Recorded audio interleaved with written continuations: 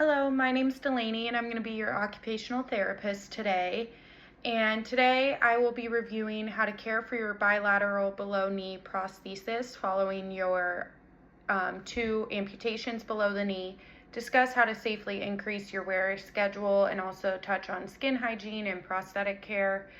And then also provide a resource that can support your overall recovery, because I know that this can be a very hard time and a hard thing to adjust to as well. So starting with looking at skin hygiene and prosthetic care, proper skin care for your prosthetic is very important to prevent irritation, skin breakdown, and infection while you're wearing it.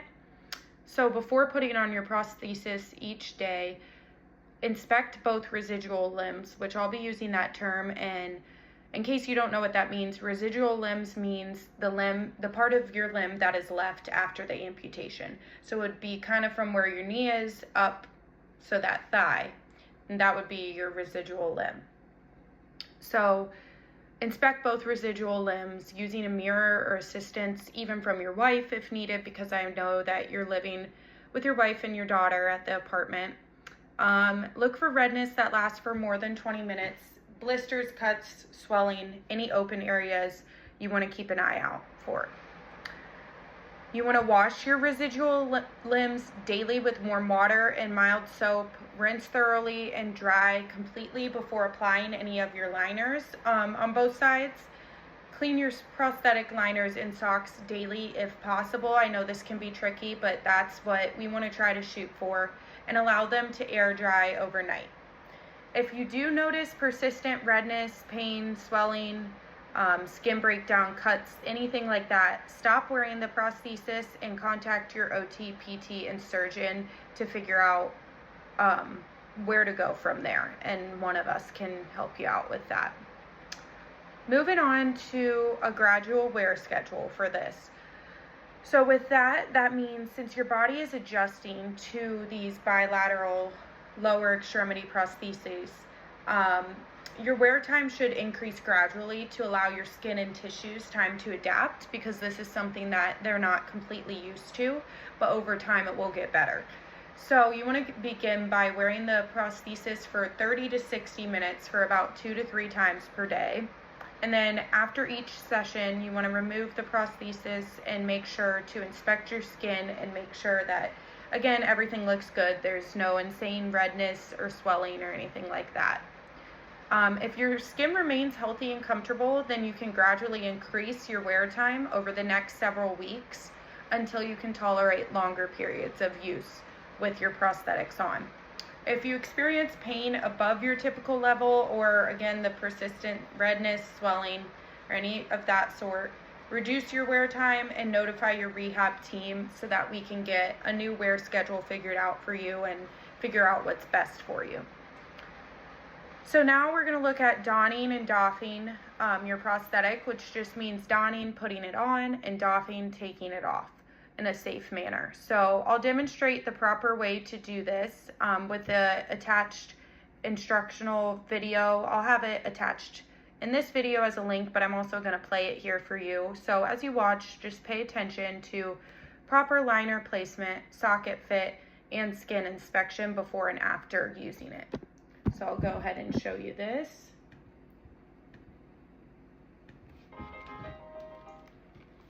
How to don and doff your prosthesis.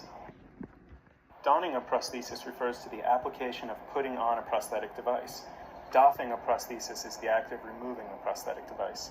There are several ways for someone to put on a prosthesis, depending on the prosthetic design, the individual's anatomy, and the individual's preference.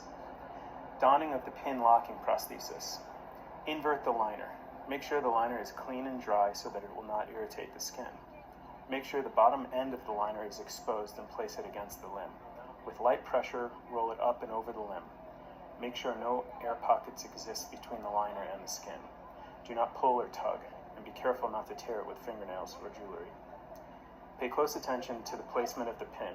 In most cases, it should be in line with the limb. Add the appropriate thickness of prosthetic sock over the liner.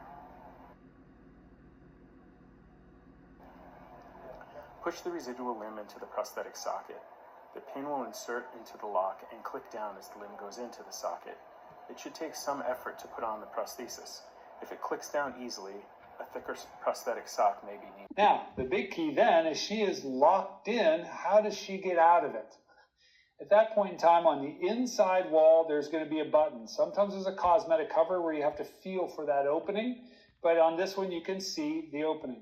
All Carol has to do is press on that button and lift her leg up, and the pin comes directly out.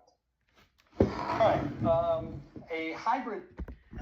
Okay, so now that we've got the donning and doffing videos that you can watch, and again, I'll attach those links to this video if you ever want to have them to just go over and look over again while you're trying to learn how to get your prosthetic on and off. Those will be there for you. I also wanted to give you a local resource and a helpful resource.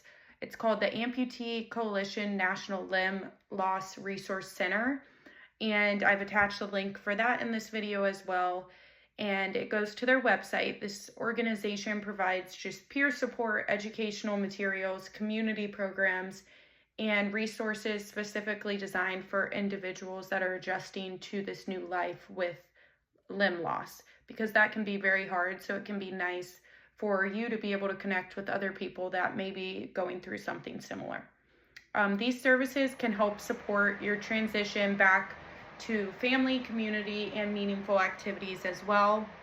And as we're wrapping up now, I want to remind you that proper skincare, safe prosthesis use, and gradually increasing your wear time will help you work towards the goals you have of independence in mobility and returning to meaningful activities with your family and your military community as well.